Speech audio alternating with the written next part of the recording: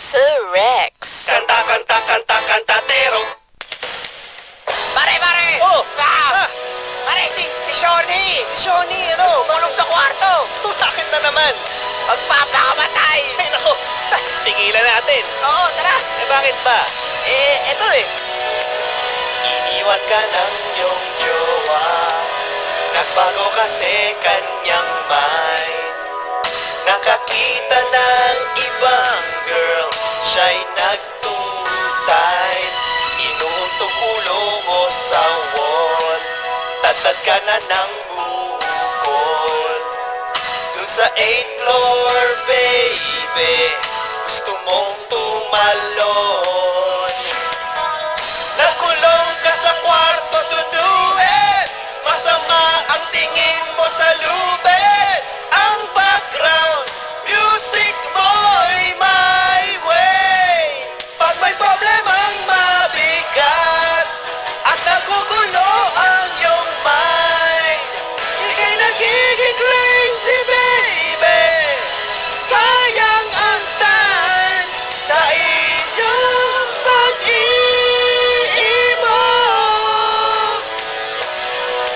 Naglaslas gamit ang blade. Ang kapal eyeliner mo.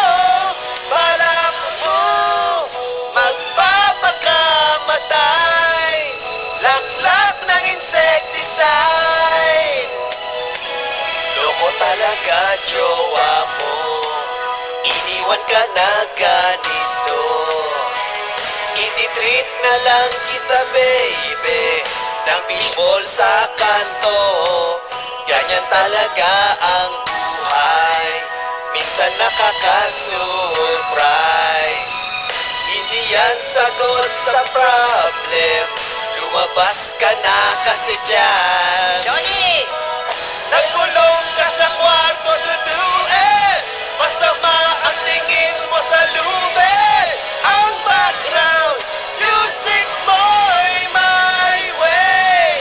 Sa inyong pag-iimog.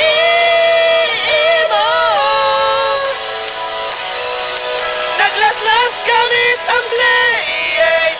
Ang kapal eyeliner mo. Balak mo magpapakamatay. Laklak ng insecticide. Shoni! Shoni, lumabas ka dyan! Hoy! Pare! Hoy! Tagawin natin, ayaw lumabas. Wasakin na natin tong pinto. Tara! 1, 2, 3!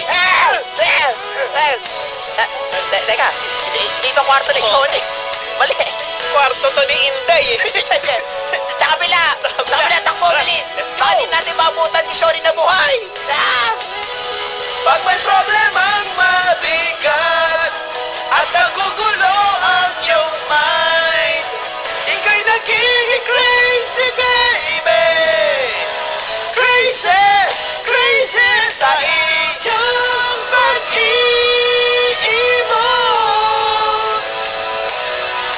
Naglaslas gamit ang blade. Ang kapal eyeliner mo. Sa inyong pag-iimog.